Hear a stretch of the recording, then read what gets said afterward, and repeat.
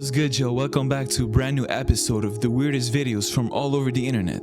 Without further ado, let's get to the video. Hope you enjoy. This woman blinded her sugar daddy when he refused to pay her. 26-year-old Kaylee Renee Medina met a 61-year-old man on Seeking a Dating app, which is where older men meet younger women. They both ended up going on their first date, they hit it off, and according to the man, nothing unusual happened. They stopped seeing each other, but later that month, Kaylee randomly showed up to his house at around 2:30 a.m. on a Tuesday. He let her inside, they talked, drank some wine, when suddenly Kaylee asked him for $2,000. He told her that he didn't have that kind of money, and that's when she freaked out and began destroying everything in his house, including his TV and his walls. She then grabbed detergent and poured it over his head, burning his eyes and then blinding him. And it only gets worse. She then stole his iPhone, passport, surveillance camera, and Dyson hairdryer before leaving. He was rushed to the hospital and ended up having chemical burns to his eyes. But police knew exactly who Kaylee was because this wasn't her first time being arrested. She was previously charged with a DUI and aggravated assault multiple times. She was eventually arrested, but then was released on a $20,000 bond. Which makes me wonder, how bad did you need the $2,000 if you can bail yourself out of jail for $20,000? I mean, what do y'all want me to say?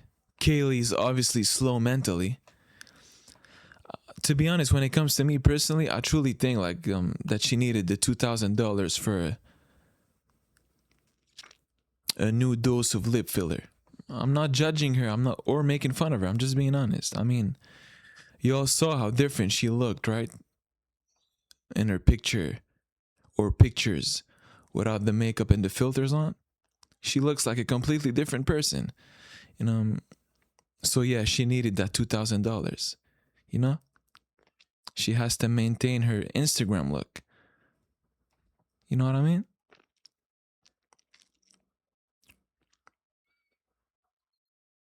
In 1922, the tomb of King Tut had been unearthed after over 3,000 years. And with the opening of the tomb came a curse of death with it. The man who financed the tomb's opening was dead only 3 months after King Tut's mummified body was removed from his burial site. This man had gotten bit by a mosquito while in Egypt, and one day while shaving his face, he reopened the mosquito bite. This led to blood poisoning that would claim the very first victim of the so-called Pharaoh's curse. His half-brother who had visited the tomb ultimately died of the same cause. Another man hosted a dinner party at his home in Baltimore, where he was showing his friends the items he had collected from King Tut's tomb. 30 minutes after his guests had left for the evening, his house suddenly went up in flames. He could have escaped the fire, but in desperation to save the manuscript he had been working on, he went back inside and never came out. The name of the manuscript he was trying to save? The Egyptian Book of the Dead. Another man unalived himself, but not before writing a note that said, "I have succumbed to a curse which forces me to disappear." The message was written in his own blood. There are almost a dozen more victims of the Pharaoh's curse. Check out episode 10 of my podcast for the full story. That's literally crazy, getting poisoned for shaving over a mosquito bite. I mean, I get bit by mosquitoes all the time. Them boys are always trying to suck on me, you know? Let's not go there, but you know what I meant. But I literally shave every 2 days, and I've shaved over mosquito bites multiple times. So y'all mean to tell me I've unknowingly escaped death multiple times?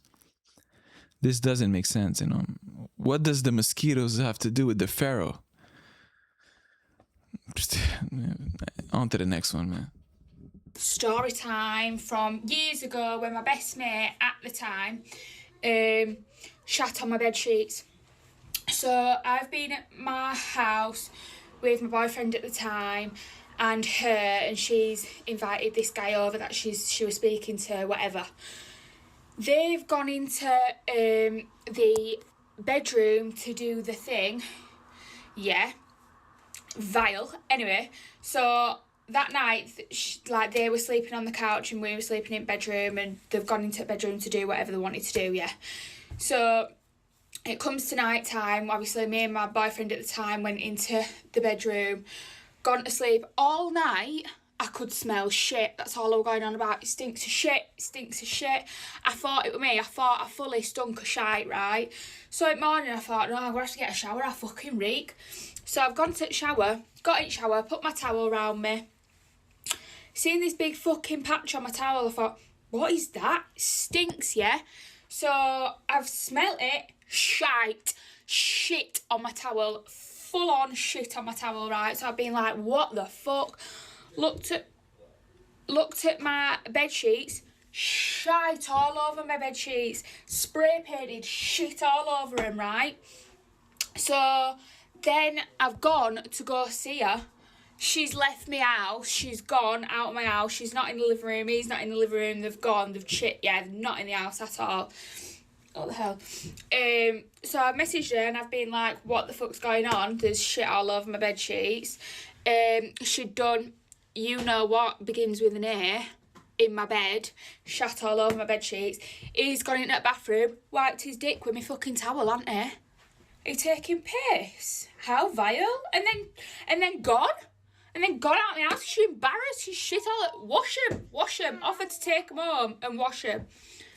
So anyway, a sister worked at Lidl, and a few weeks later I've gone and done my shop at Lidl, gone into Lidl, and she's gone, let's say the girl who shot my bed sheets, let's say she's called Mary, yeah? So Mary's sister came up to me in Lidl and went, why have you fallen out with Mary? I think it's a bit horrible of you, seeing as everything you've gone through, blah, blah, blah. I said, are you joking, love? I said, she shat all over my bed sheets, didn't she? She's gone, what? Well, she shat all over my bed sheets. Told her the whole story, including about the A word. Told her everything. What she's been doing. She went, oh, Mary told me you fell out with her because she leaked. She were on a period and she leaked on your bed, so you fell out with her. I said, you take the fucking piss. What normal person will fall out with a mate for leaking on the bed? No, mate, she's done deed and shat all over my bed sheets and got a boyfriend to wipe his cock on my towel. This is like literally the most unhinged and most disgusting thing I ever heard of.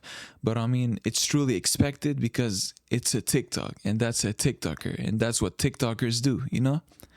Don't ever expect anything of value or intellect coming from people like her. I mean, not only was the story very disgusting and confusing, it was very hard for me to understand her accent. No disrespect, I'm not saying anything bad about it. I mean, my English is weird to some people, so who am I to judge? I'm just saying that it was very hard for me to understand. I don't know what it was, Scottish, Irish, English, I don't know.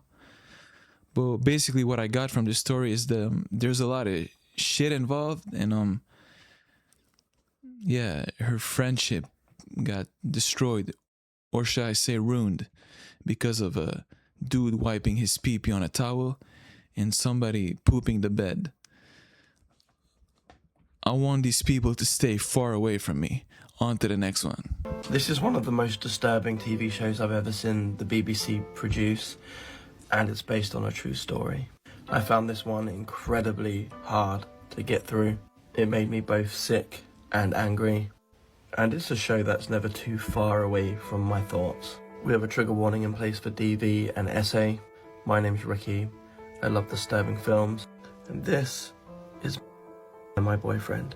So this hour-long presentation was released in 2014, and it centers around a young woman who finds herself in a relationship with her ideal guy. They meet at a party, they exchange phone numbers, they start texting, and over a certain amount of time they fall in love with each other. But her boyfriend's alarming behaviour starts really quite early on, and this young woman finds herself in a truly horrendous relationship. That's as far as I'm going to go in regards to plot. So this was put out in 2014 by the BBC. Like I mentioned before, this is based on a true story. It's told from this woman's perspective, and that makes it so much more heartbreaking. We've seen a lot of different shows or movies about DV, and DV is usually presented to us in the form of a middle-aged couple, maybe sometime in the past, almost as if these things only took place in a time long gone. This is a very modern telling of this same story, which involves things like social media, phones with cameras on them. This couple are a young couple who are very much involved in the things that young couples are involved in. They love social media, they love going out to the pubs, all that kind of stuff. And it really highlights how times have changed in respect to things like DV. I've always said that social media can be quite damaging, especially for young people. And I've often had arguments with people older than me who try to tell me that things were way worse for them back in their day. This show, to me, really highlights the divide between generations and how I feel that older generations don't really understand how much harder it is for young adults to exist in a world that's suffering from this addiction to social media. And when you take social media and smartphones and apply it to a situation like this that involves DV, it is a recipe for catastrophic disaster. The BBC can be quite vanilla. They represent apparently what the UK want to see, want to consume. When the world thinks of the UK, they think about the BBC. So when I watched this, I wasn't expecting anything too shocking, but I was honestly BBC. I mean, I know I'm a grown man, but I have a sick sense of humor, and I'm a child at heart, you know. I'm a little boy inside. So when I hear BBC, yes, I'm gonna laugh because I also have one of those, if you know what I mean. I know I'm a little cringe, but who cares though? Oopsie. Blown away at the level of detail they went into with this story. It's really quite upsetting because it's so realistic and these things are happening to people still.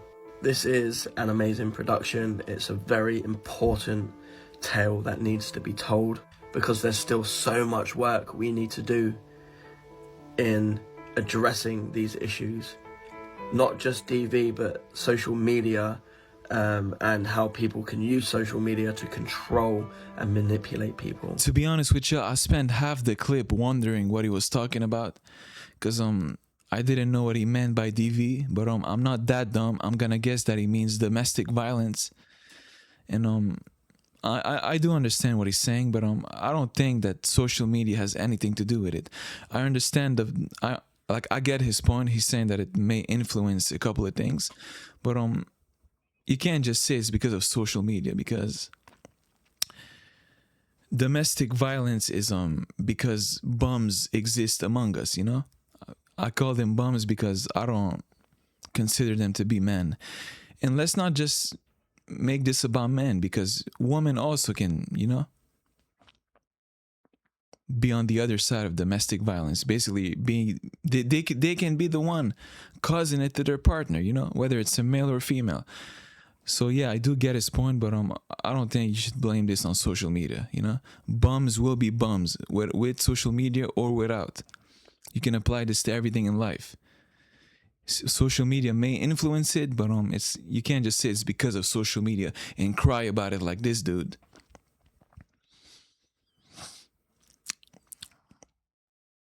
Or I just may be dumb. Let me know. So check this crazy ass loophole I just went through. I nutted in the condom. Put water in the condom. Okay? Then you want to take it a step further, put the condom over a light. At that point, you're going to see a homemade lava lamp. Not gabbing though. To be real with all of you, I have a lot of things to say about this guy based on what he just said to us. But since I'm a gentleman, I'm gonna keep it civilized and respectful and not say what I really want to say. But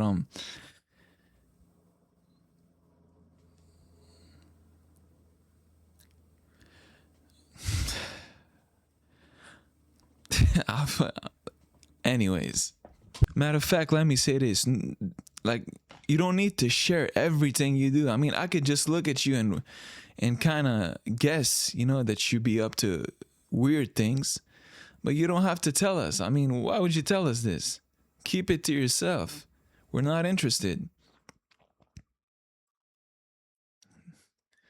Oh, look at me. I released bodily fluids inside of a condom. Just go to sleep, man. Pathetic. Put it in the condom. Not capping though. You want a real spooky one that actually happened and nobody can explain it? This didn't happen in the Appalachian Mountains like my normal stories, but it did happen to 9 hikers, and what happened to them is still unexplained. Like, nobody can explain it. I want to know your thoughts on this because this is my Roman Empire. I think about this all the time. So in January 1959, these 9 experienced, not run-of-the-mill hikers, these very experienced Russian hikers are hiking the Ural Mountains. There were 3 different checkpoints along the way. They made it to the first checkpoint and then they check in with like radio team or whatever to let them know that they're safe. But they never made it to the second checkpoint. So that's when they called out for search and rescue to go find them. This mountain was not like your just like average little hiking mountain. This was like a super snowy, I mean, there was known to be avalanches, things like that. We're talking Russia, okay? So search and rescue is deployed to go find them. They search for weeks, and what they find is absolutely insane. So the first 5 bodies of the hikers were found kind of all scattered in the snow. But what was really, really odd is they were all in different states of dress. Like, some of them were wearing no clothes at all. Some of them only had on pants. One had just like one shoe on and one shoe off. Then they also had these really weird unexplained injuries. One actually appeared to have bitten off part of his own knuckle. In their tents that they found, the tents had been cut open from the inside. Like something was in their tent and they were trying to get out.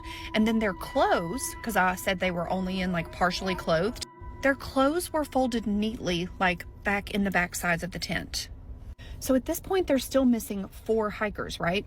Months go by, and as the snow starts to melt, they find the other 4. This is even crazier, y'all.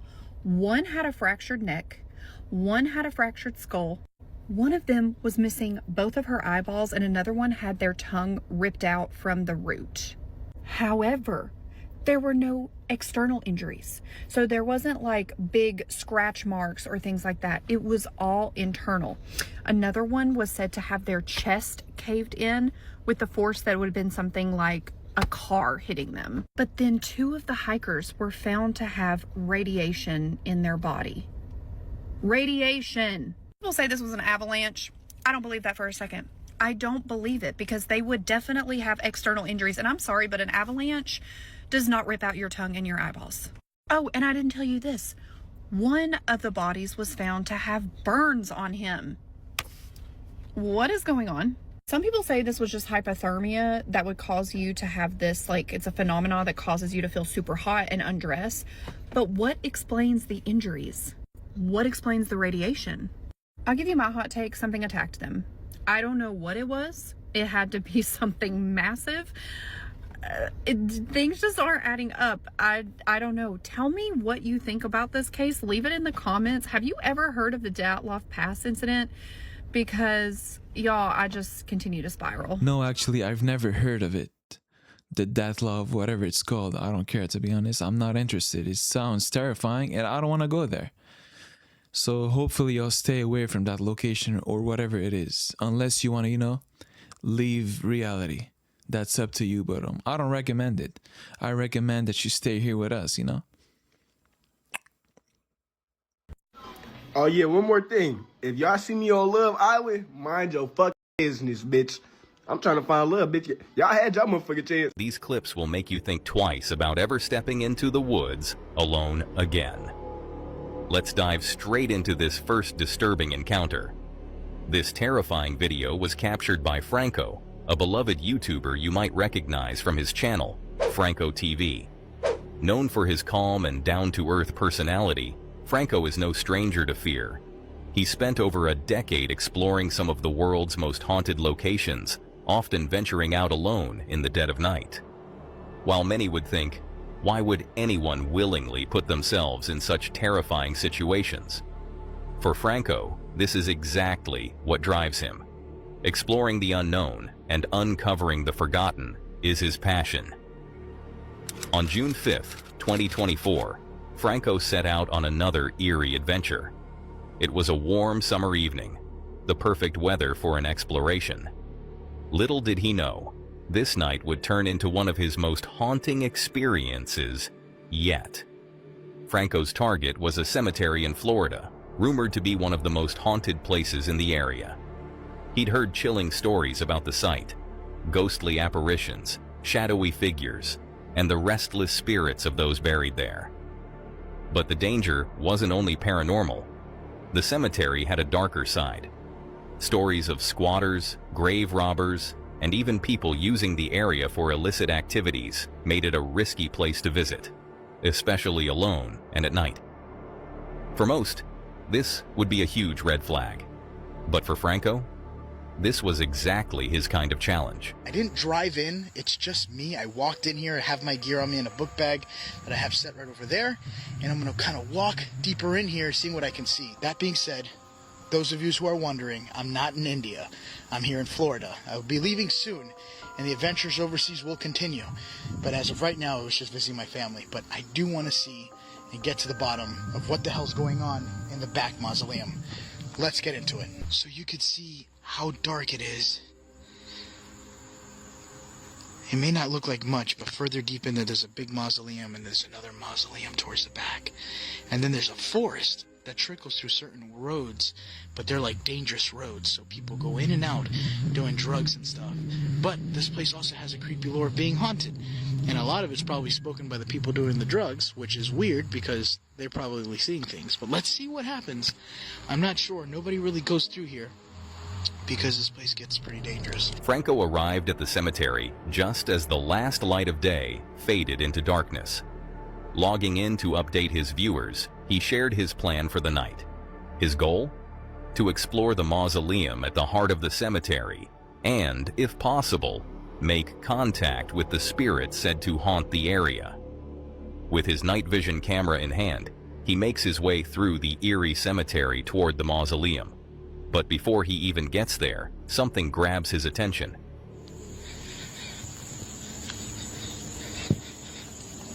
Oh, I saw a light back there. See it? Kind of blinking. There it is, you see it? Somebody has a light on in the dark. I'm gonna turn off my light.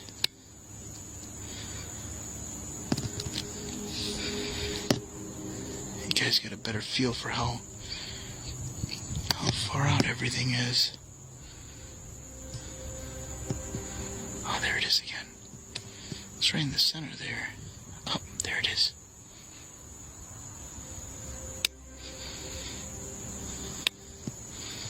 Alright, there is a light. I can see that in my kind of normal eye spectrum as well. But I want to get to the mausoleum first. As Franco made his way toward the mausoleum, something caught his eye. A light flickering in the distance. It appeared to be a flashlight, moving toward the cemetery from the woods. Franco stopped, watching it carefully. Though the sight was unsettling, he didn't feel an immediate threat and decided to continue his exploration. But as he moved closer to the mausoleum, something even stranger happened. Alright, so I've been walking for a little bit now. I'm now getting close to the mausoleum, which is right in front of me. Now, while I was walking, I did see another flashlight or some sort of light come from the mausoleum here. But I'm a good almost 40 feet away from it. I want to see if I can see it again.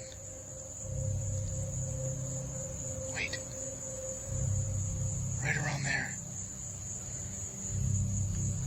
Towards the entrance. This isn't even the mausoleum where I saw the pale person. That's further up there. This is just right here next to me. Look. See it? I just saw another flashlight. It's like reflecting off the wall. Hold on, I'm gonna turn off my IRs. I'm hearing something inside. But I'm not seeing anything. Another flashlight beam appeared, but this one was shining directly onto a wall. The odd thing? No one was holding it. And as if that wasn't unsettling enough, loud groaning noises echoed from inside the mausoleum. Could it be a homeless person taking shelter? Franco wasn't sure. He knew he needed to be cautious.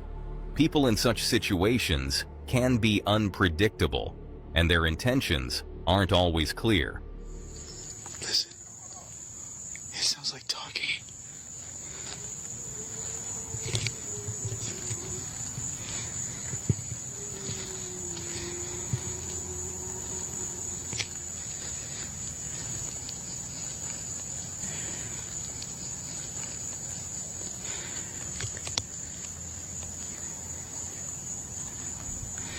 Down there is the area that I just finished walking from. You see the light from the building? That's the building I just came from. Jesus Christ. I'm not seeing the light anymore. Now I'm just hearing something.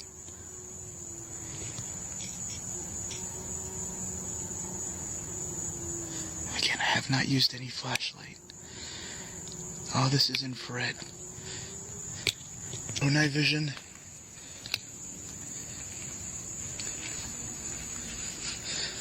And yes, if you guys are wondering, I am armed.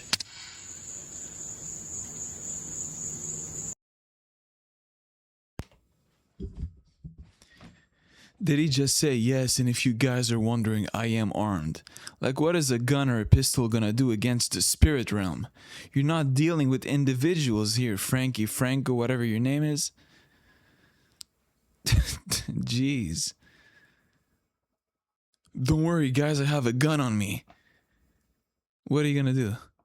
Shoot a ghost? I mean, you've been trying to look for it for the past 30 minutes, and you have yet. I mean, you still don't know what you're looking for. So how are you gonna shoot it? You don't even know where to aim at. I mean, whatever happens to him, he deserves. I mean, Frankie, why would you do this to yourself? Stay home. What's the point of all of this? I mean, you're asking for it, and whatever it may be, the ghost will give it to you. He'll give it to you hard. I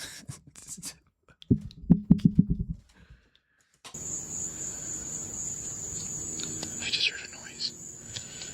Right over here.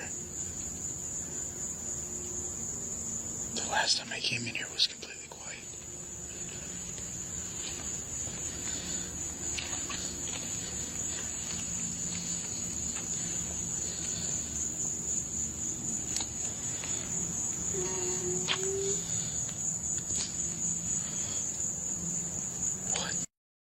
What was that noise?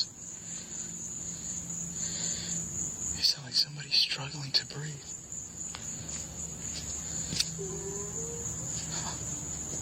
I just got it again.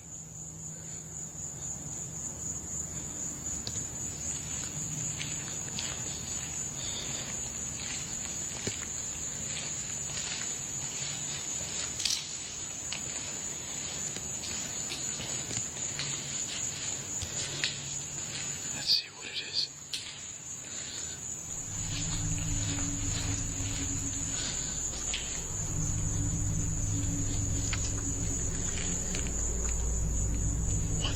What was that? I just switched to my other night vision because you guys get a better view.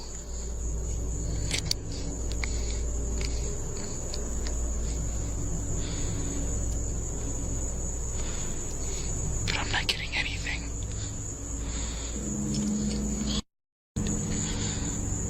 For a split second, I could have sworn I was going to run into something. I'm not being as cautious as I usually am. Anyways, y'all, video's now officially over. Hope you enjoyed it, and I'll see you in the next one. Peace out.